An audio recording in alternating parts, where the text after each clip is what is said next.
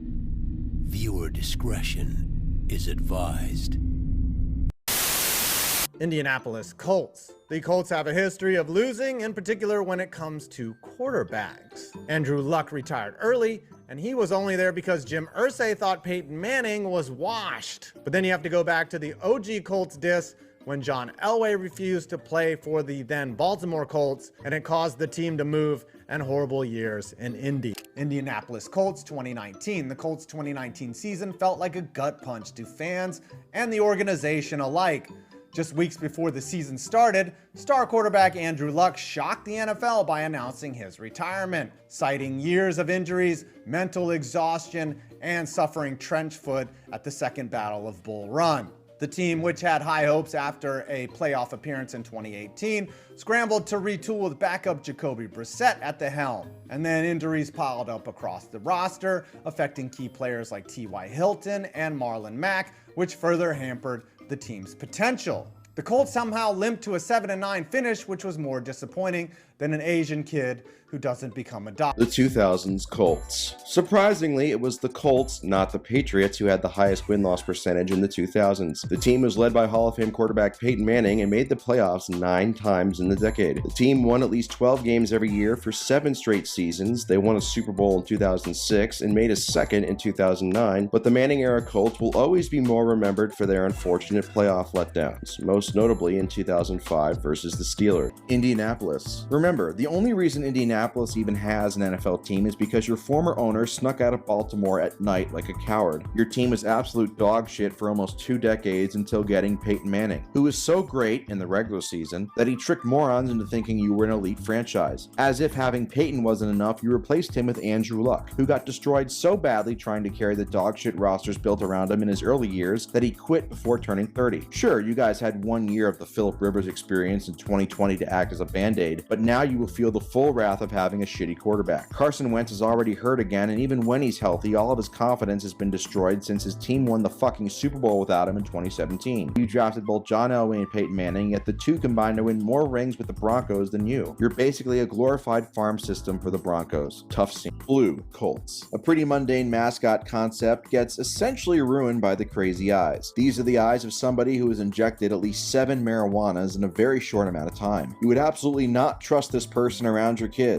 I do like how they made him fat though, as the thought of an obese horse is funny to me for some reason. Rating, 4 out of 10. Indianapolis Colts, Peyton Manning. With all due respect to Johnny Unitas, this was a clear choice. In his 13 seasons as the Colts starting quarterback, Peyton made 11 Pro Bowls, 5 All-Pro teams, won 4 MVPs, a Super Bowl, and a Super Bowl MVP. Not to mention the shitload of stat categories he led in those various seasons. The Colts won 12 plus games under Manning for 7 straight seasons at one point. The only bugaboo with Peyton was always the playoffs, and his teams didn't win as much there as they probably should have. But the once hapless Colts were transformed into title contenders for a decade thanks to the sheriff. Indianapolis Colts, Curtis Painter. I'll always remember Curtis Painter for looking like an alcoholic version of Kurt Cobain. So, on second thought, really just Kurt Cobain. Painter instilled fear into people every time he stepped onto an NFL field. Unfortunately, those people were fans of the team he was playing for. He sucked in a few brief appearances late in 2009 to ruin Indianapolis' perfect season, and he sucked in 2011 replacing an injured Peyton. He then sucked in a few brief appearances with the Giants in 2013. Overall, he just sucked harder than Jenna Jameson in her prime. Indianapolis/Baltimore Colts, Super Bowl III. The Peyton Manning era in Indy saw many playoff disappointments, but none topped the Baltimore Colts losing to the Jets in Super Bowl III as 18-point favorites. Baltimore finished the year 13-1 and had outscored opponents by 18.4 points per game on average. They had the league MVP in Earl Morrall, and nobody thought the lowly Jets of the AFL would win. Well, the Colts committed 5 turnovers while New York played safe and steady ball, led by famous sex haver Joe Namath to win 16-7. Indianapolis Colts, Andrew Luck. Luck was famously hyped up as a future Hall of Fame quarterback from his very first NFL snap. If he continued to play as he entered his prime years, he would have put up stats good enough to potentially get into the Hall of Fame, but he didn't. Instead, he chose to walk away, and in the end, we were left with a good quarterback who will never never sniffed the Hall of Fame instead of a guy who could have been a top 5 quarterback of all time. Indianapolis Colts. In a perfect world, Andrew Luck would be getting ready to throw for 5,000 yards and 45 touchdowns this season while competing for MVP and a Super Bowl. But instead, the Colts are going on their 6th different opening day starter in 6 seasons. Matt Ryan is the new sheriff in town, and he is not good enough to win games by himself anymore. But this season, when Ryan inevitably blows a lead or takes an ill-timed sack or throws an interception, don't be mad at him. Be mad at Andrew Luck for quitting on this team when he finally had enough support around him. Look, I'm sorry you dealt with injuries, Andrew, but that's football, motherfucker. You signed a mega contract just a few years prior knowing this. His decision to retire was fully within his rights, just like it's fully within my rights to say that he pussied out. Why am I talking about Luck so much? Because this current Colts team is going to be boring as hell, and even 4 seasons after his sudden retirement, the stench of Luck's betrayal hangs over the franchise like a dirty diaper. Jonathan Taylor should never be considered an MVP candidate because even a great running back like him will never be as valuable as a great quarterback. Indianapolis Colts, 2015, Philip Dorsett. Dorsett played just 2 years in Indy and racked up 753 yards and 3 scores. Miss. 2016, Ryan Kelly. Kelly is a 3-time Pro Bowler and a longtime stalwart along the offensive line, so I have to say he's a hit. 2017, Malik Hooker. Hooker played just 4 seasons in Indy before going off to Dallas and never lived up to the hype. Miss. 2018, Quentin Nelson. Nelson is one of the better offensive linemen in the league, although he did have a bit of a down year in 2022, but he's made 5 Pro Bowls and 3 first-team All-Pros in 5 years. Hit.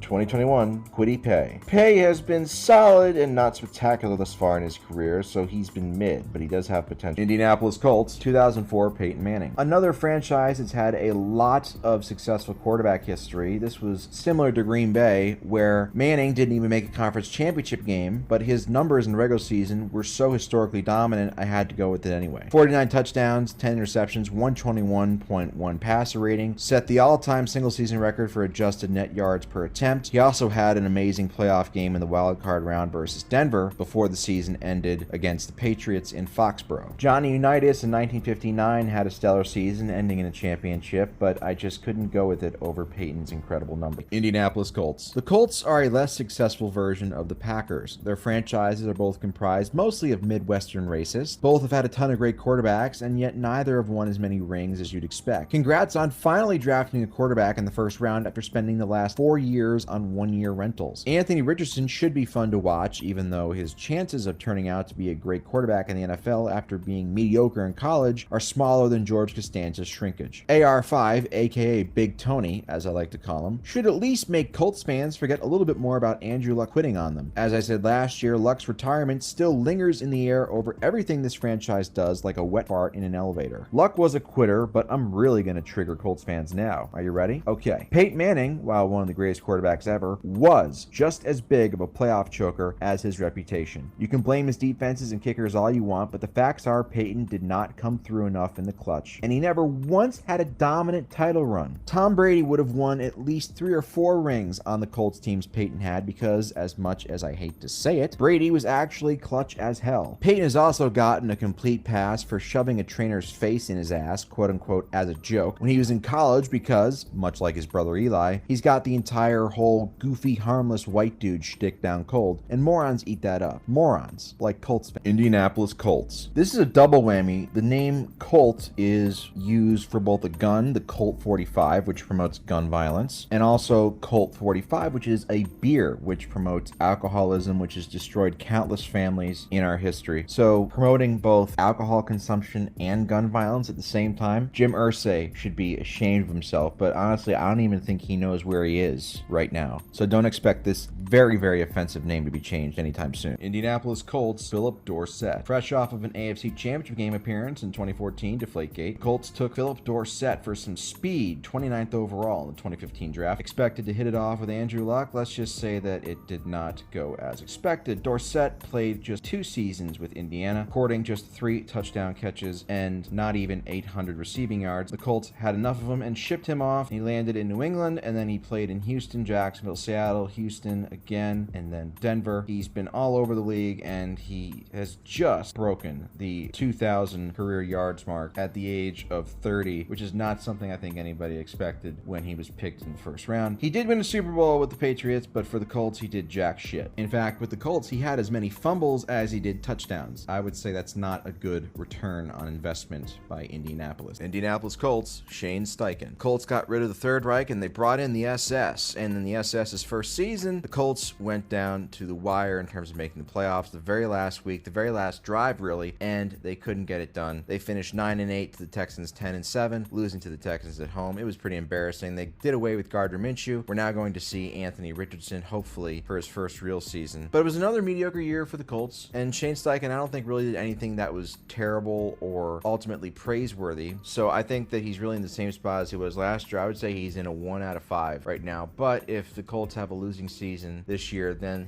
his hot seat it'll get hot really quick. Indianapolis Colts, Big Tony Anthony Richardson. When I talk about 2023 being a bad year for quarterbacks, he was part of the reason why, because him getting injured early on, he was going to be one of the most exciting rookie quarterbacks to watch. He got injured early, and we got stuck with watching Gardner Minshew. He still doesn't have a big enough sample size to really draw any conclusions, but again, the physical talent, the arm strength, the running ability, everything. I talk about how other guys don't have the tools. This guy has every tool you could want physically. Like other dual threat quarterbacks, the question is whether his running mentality, taking on defenders, his physicality will lead to a shorter career like it did with Cam Newton. To me, he has a higher ceiling than any quarterback not named Mahomes in the NFL. His prove it rating remains a 10 out of 10, but I think and I hope that that number will be lower in short order. Indianapolis Colts, Jonathan Taylor. This is more an example of there really wasn't any obvious choice, so I went with one of the big names that's been injured the last couple seasons. He had that amazing 2021 season, first team All-Pro, 18 touchdowns, 1,800 yards. Last 2 seasons, the yards per carry's been down. He's missed about half the season in both of the last 2 years, so he's been injury prone. He still is just 25 years old. We're not talking about a guy who has a bunch of wear and tear on his tires, so he shouldn't be this injury prone. I mean, of course, there's bad luck and shit like that, like Terrell Davis, for example. But I mean, this is a guy like he should be more durable. He should be able to stay durable. But as of right now, he still has a big name because of that amazing year he had a couple years ago. But it's been 2 seasons since he's really produced like the All-Pro that he still gets mentioned as, and that's why he's on here. But he still certainly could bounce back. I would not have any surprises. I would not be surprised at all if that happened. Indianapolis Colts, Jack Trudeau. Much like Troy Aikman, Jack Trudeau started 11 games in his rookie season and went 0-11 with terrible numbers. Unlike Troy Aikman, Trudeau would not make it into the Hall of Fame with 3 rings and a Super Bowl MVP and a couple Pro Bowls. In his rookie season with the Colts in 1986, Trudeau completed under 50% of his passes with 8 touchdowns to 18 interceptions with a 53.5 passer rating. Just absolutely dreadful shit. But he would go on to have a respectable career somehow and last a while in the league. First time in 36 years, the Colts have finally won the Super Bowl, this being their first championship in Indianapolis. However, this won't be where the legend ends. With elite quarterback Peyton Manning leading this team, greatness is bound for Indianapolis for years to come. What could possibly go wrong? Expectations remain high going into this season, as you haven't really gained or lost much talent during the offseason. You get off to a hot 7-0 start and improve on last year's 12-4 record by going 13-3. You receive the first round bye and go into halftime with a 10-7 lead against the Chargers. This game should be in the books if it weren't for a holding call that called back an 86-yard touchdown run from Manning. After going back and forth with the Chargers the rest of the game, you eventually lose 28-24. By this team's standards, this year was a disappointment. This year, you got a brand new stadium, a 12-4 record, 4 Pro Bowlers, and Peyton Manning won his 3rd MVP. After this year, Tony Dungy is going to retire, so you have to get him another Super Bowl. You're the 5th seed and are going up against the Chargers again in the wild card. I know what happened last year, but this year they're 8-8 and they don't belong here. Just take care of business in San Diego and move on. For 74 yards. The Colts are not a blitzing team, but I think they have to now.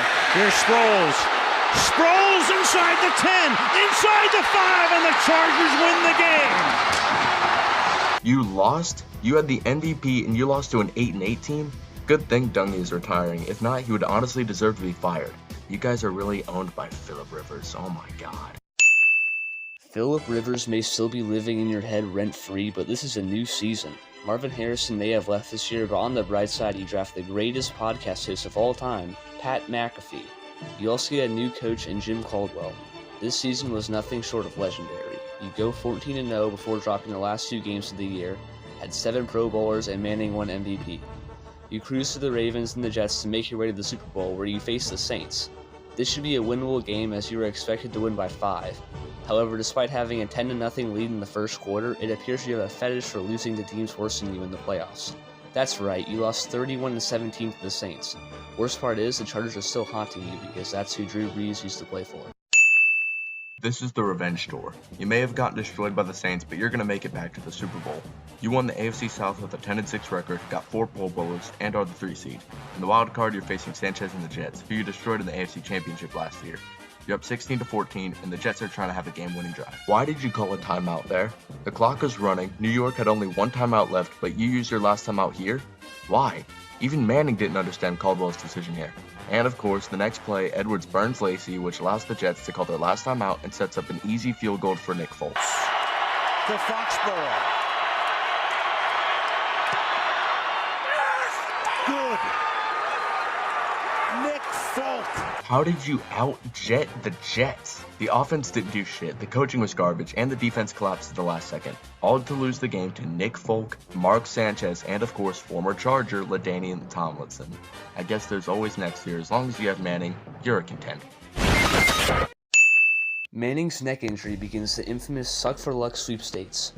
In the uncertainty that Peyton Manning will play football again, you decide to take part in it, and your offense is god-awful. It ranks 30th in the league, and your pass defense is considered the worst. These are perfect numbers for drafting future superstar Andrew Luck. You're so good at tanking that you don't collect your first win until week 15. You then release Peyton Manning and clinch the #1 draft pick. Good times are ahead for the Indianapolis Colts. Be a new QB. With the first pick in the 2012 NFL Draft, the Indianapolis Colts select Andrew Luck, quarterback, Stanford. Behold the new savior of the Colts, Andrew Luck. The Stanford legend here to get this team back on track and bring another championship to Indianapolis. The plan was to roll with Chuck Pagano at head coach, but unfortunately he had to stop after week 4 due to leukemia. So offensive coordinator Bruce Arians became the interim. Huge turnaround from last year. 11-5, 3 Pro Bowlers including Andrew Luck, and you're already back in the playoffs. However, a downside was Andrew Luck getting sacked 41 goddamn times.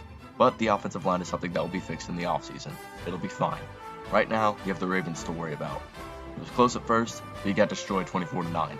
The Ravens went on to win the Super Bowl, and your O-line was no match for Ray Lewis and their defense. Still a good season, all things considered. Just fix up the O-line, and this team will be deadly. Hopes are high going into Andrew Luck's second campaign. You do go 11-5 again, but this time you win your division and are hot going into the playoffs.